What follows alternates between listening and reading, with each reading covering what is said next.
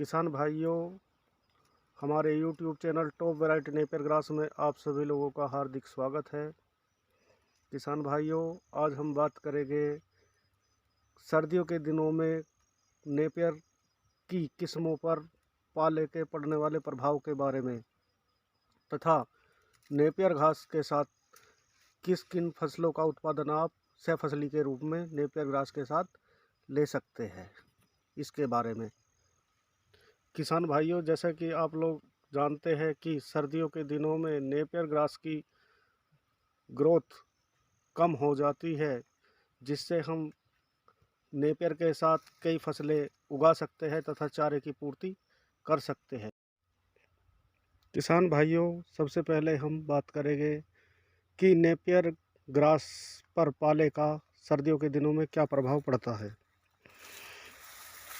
किसान भाइयों, जो वैरायटी आप नेपियर ग्रास की देख रहे हैं, यह नेपियर की सुपर हाइब्रिड नेपियर ग्रास की वैरायटी है। देखिए, इसमें पाले की वजह से हल्का पीलापन आ गया है, लेकिन इसकी पत्तियां पाले की वजह से जली नहीं है, सारी अभी हरी है।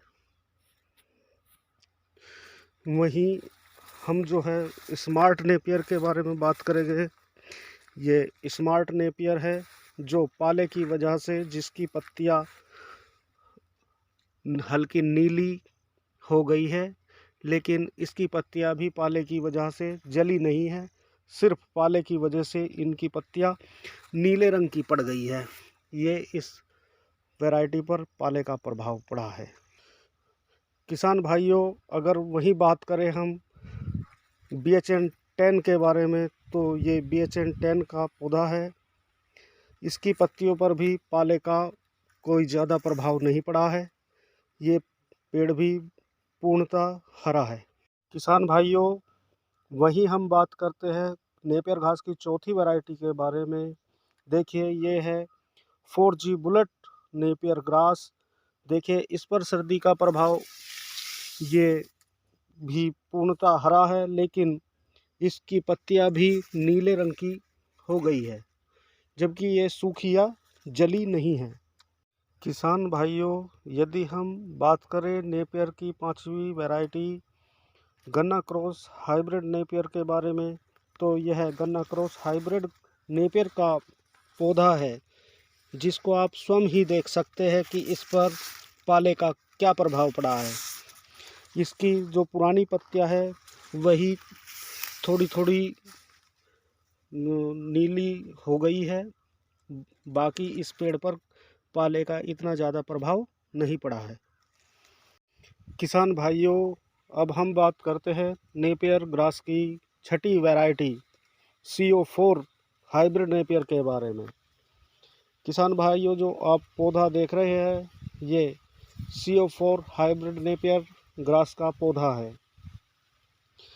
देखिए, सर्दियों के दिनों में CO4 हाइब्रिड नेपियर ग्रास के पौधे ने काफ़ी ग्रोथ की है और इस पौधे का फुटान भी काफ़ी है। पाले की वजह से इस पौधे की पत्तियां कुछ नीली पड़ गई है, लेकिन ये सूखी नहीं है। ये पौधा बड़ा ही गुलदस्ते की तरह बहुत अच्छा दिखाई दे रहा है। किसान भाइयों, ये नेपियर ग्रास की सातवीं वैरायटी CO5 हाइब्रिड नेपियर का पौधा है। इस पौधे की ग्रोथ सर्दियों के मौसम में भी अच्छी होती है तथा इस पर भी पाले का कोई ज़्यादा प्रभाव नहीं पड़ता है। पाले की वजह से इसकी कुछ पत्तियां नीली पड़ गई है, लेकिन ये पाले की वजह से जली या सूखी हुई नहीं है। ये भी सर्दियों के दिनों में अच्छा फुटान करता है तथा अच्छी ग्रोथ करता है। किसान भाइयों, जो ये पौधे आप देख रहे हैं, ये नेपियर ग्रास की 8वीं variety Taiwan joint king hybrid napier का पौधे है। देखिए, सर्दियों के दिनों में भी इसका फुटान कितना अच्छा है तथा इस पर भी पाले का कोई ज़्यादा प्रभाव नहीं पड़ा है।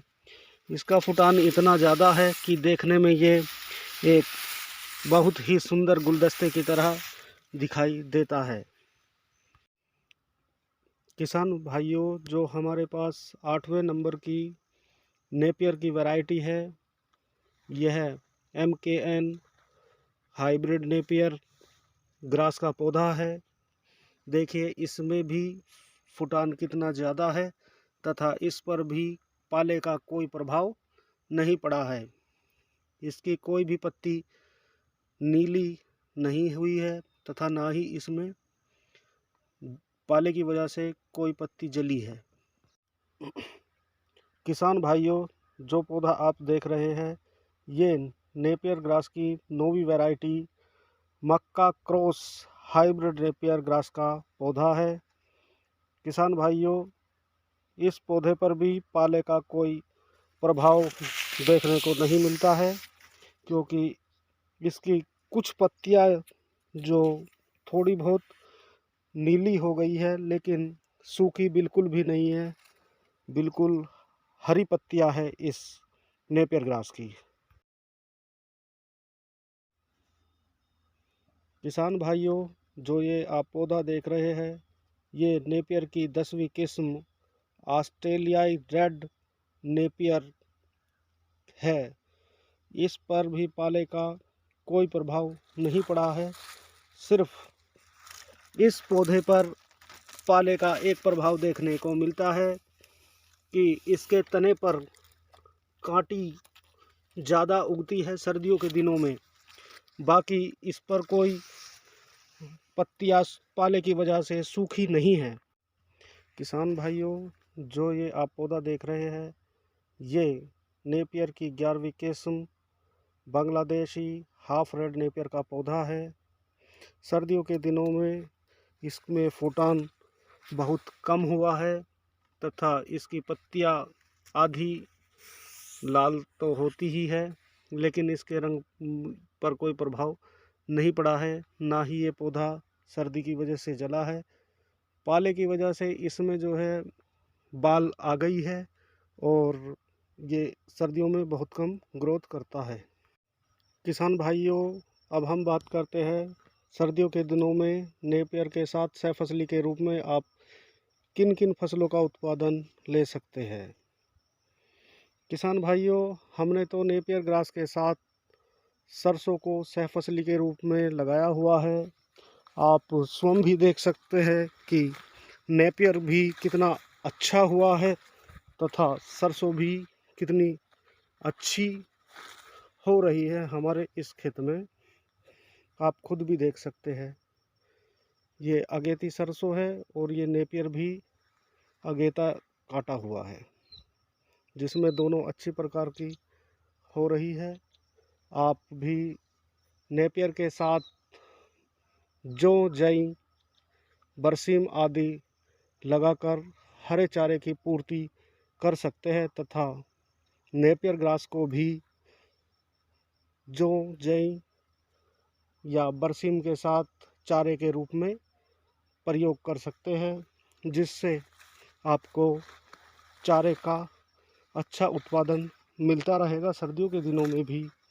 जैसे ही फरवरी के बाद सर्दी खत्म हो जाती है तो नेपियर ग्रास अपने आप ही अच्छा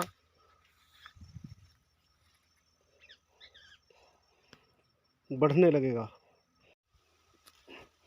किसान भाइयों, यदि नेपियर से संबंधित कोई जानकारी आपको लेनी हो तो हमारे मोबाइल नंबर 8882706568 पर संपर्क करके हमसे नेपियर के संबंध में किसी भी प्रकार की जानकारी ले सकता है।